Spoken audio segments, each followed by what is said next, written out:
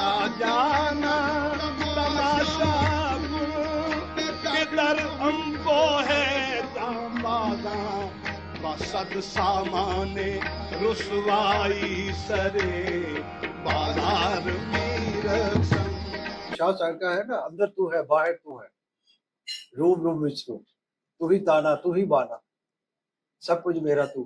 तो ये वो, और क्या होता है कि ताना सिर्फ है तो कपड़ा नहीं बनता, और बाना खाली है तो नहीं बनता। खुदा और इंसान का अगर रिश्ता है तो वो फिर तो वो असल में ये उसके अलामतें हैं।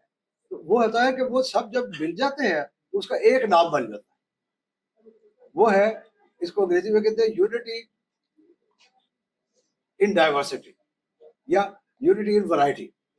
इतनी चीजें मुख्तलिफ ख्याल हैं लेकिन उसमें एक इत्तेहाद होता है।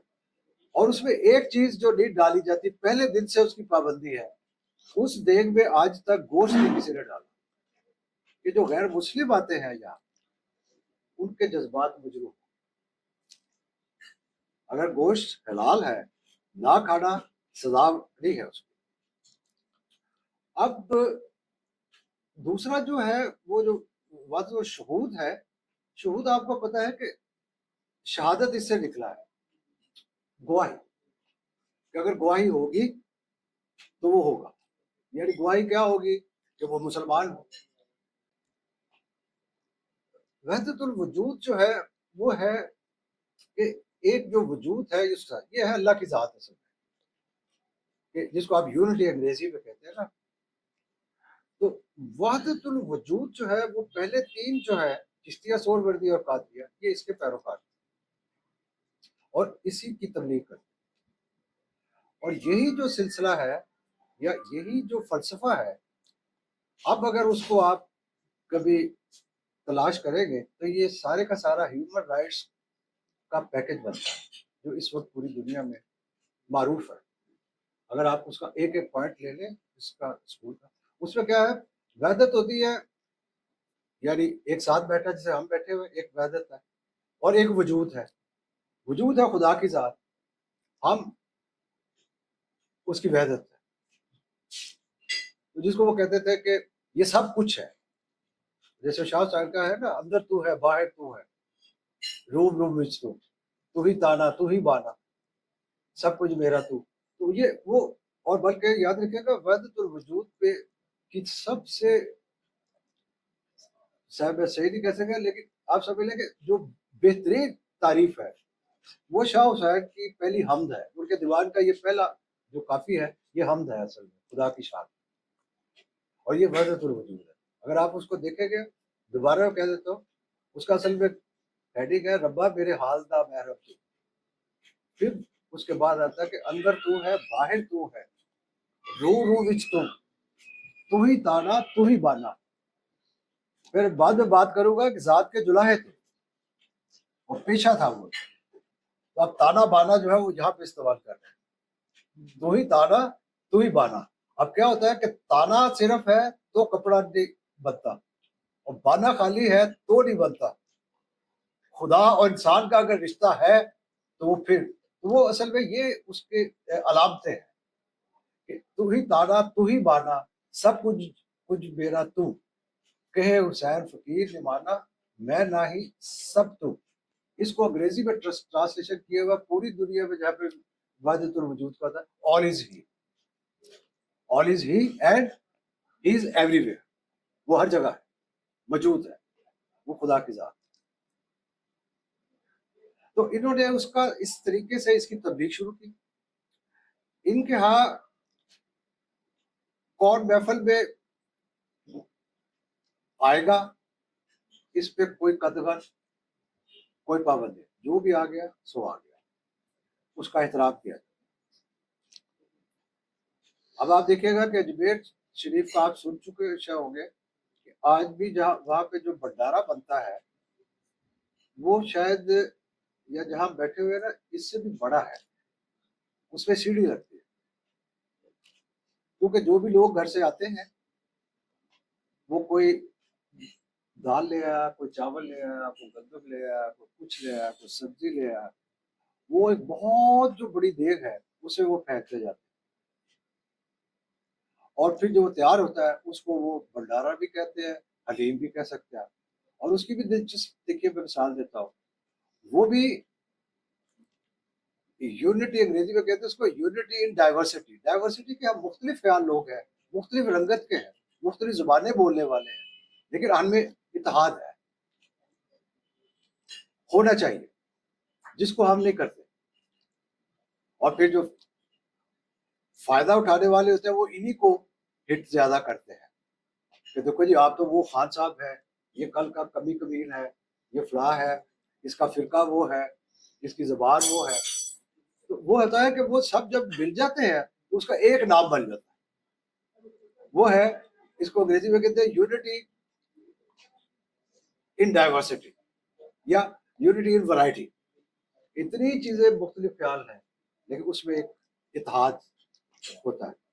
اور اس میں ایک چیز جو نہیں ڈالی جاتی، پہلے دن سے اس کی پابندی ہے، اس دیگ میں آج تک گوشت نہیں کسی نے ڈالا. کہ جو غیر مسلم آتے ہیں یہاں ان کے جذبات مجروح. اگر گوشت حلال ہے، نہ کھانا سزا نہیں ہے اس کو.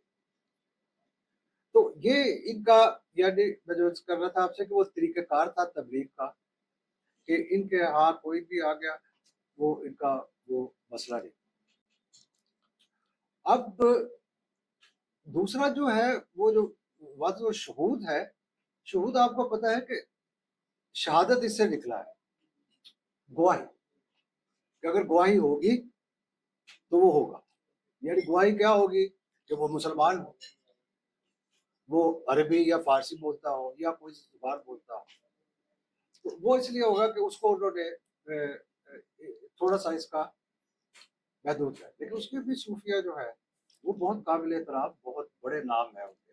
لیکن صوفی کے ہاں اختلاف جو ہے یہ کبھی بھی ذاتیات میں تبدیل نہیں ہوا. اس لیے صوفی کے خلاف فتویٰ نہیں دیتا تھا. علماء اکثر یا بعض اوقات فتویٰ دے دیتے ہیں. تو یہ ایک ان کا ایک فرق ہے. جیسے یہ کہتے ہیں کہ وہ سب کچھ ہے، وہ کہتے ہیں کہ سب کچھ اس کی طرف سے ہے، وہ نہیں ہے، وہ ہر جگہ نہیں ہے، اس کی طرف ہے. all is from، یہ کہتے ہیں کہ all is from him. تو اس کو کہتے ہیں کہ وہ اس کی طرف سے تو ہو سکتا ہے وہ، لیکن سب کچھ وہ نہیں ہے، یا ہر جگہ نہیں. تو یہ ٹھیک ہے، ایک رائے کا جو ہوتا ہے فرق ہے. اب دوسرا جو پہلو مطلب اس کا ہے وہ ہے کہ یہ عام طور پہ خیال کیا جاتا ہے کہ جیسے یہ جو مسلم حکمران تھے ان کی وجہ سے بھی اسلام پھیلا. جزوی طور پہ ہو سکتا ہے، لیکن جو اصل کردار ہے وہ صوفیہ کا. کیونکہ صوفیہ کے ہاں آپ کو یوں سمجھ لیں کہ جو سلاطین تھے یا حاکم وقت تھے ان کے ساتھ بھی ان کے اختلاف رہے، اور شدید اختلاف. مثلا ایک میں مثال دے دیتا ہوں جو آپ کو سب کو پتا ہوگا کہ ایک تو ان کا لباس، رہائش، خوراک، یہ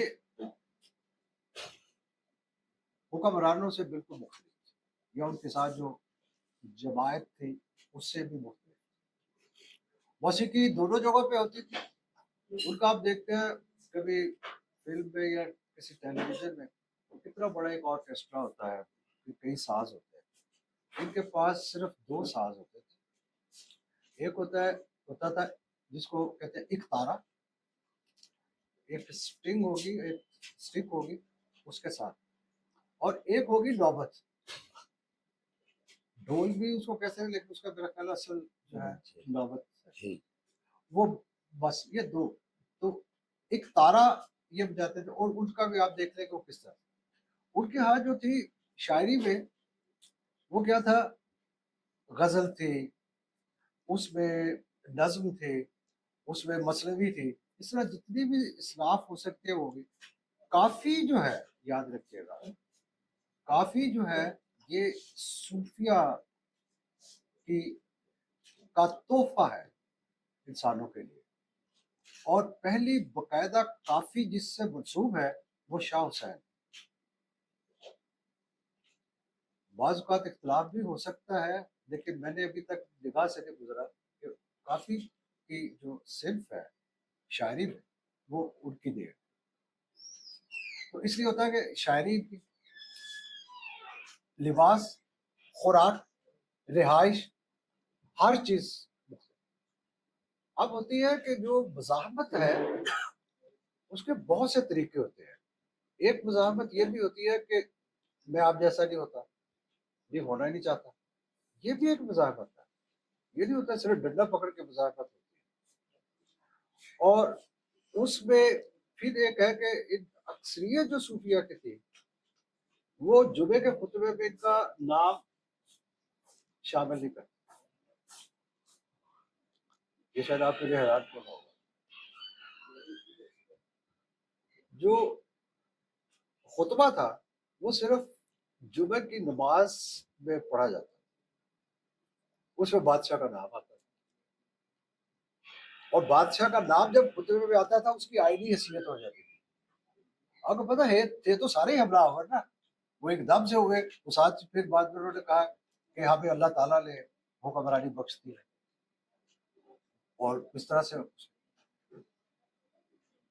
یہ جو ہے یہ نماز اپنی خانقاہ کی جو مسجد تھی اسی میں ادا پڑھتے، وہاں جاتے ہی نہیں. ایک واقعہ ہے جو ہماری تاریخوں میں ہے، بلکہ چونکہ یہ چشتیہ سلسلے کا ہے تو بہت سی کتابیں ہیں. ایک تاریخ مشائخ چشت ہے، اگر آپ کسی کو دلچسپی ہو تو وہ دیکھیے گا، اس میں بھی یہ واقعہ ہے. وہ اس طرح سے ہے کہ حضرت نظام الدین اولیاء کا دور، اور یہ ایک تغلق خاندان تھا سلاطین دہلی میں. پہلے کو تو آپ کہتے ہیں خاندان غلامہ، ویسے وہ غلط ٹرم ہے، لیکن اینی وے اس کے بعد خلجیز ہے اور پھر تغلق ہے. تغلق خاندان کا جو بانی تھا غیاث الدین تغلق، اس کو یہ پتا تھا یا بتا دیا گیا. اس نے حکم بھیجا کہ جو نیکسٹ جمعہ ہوگا آپ کو آنا پڑے. وہ ٹھیک ہے.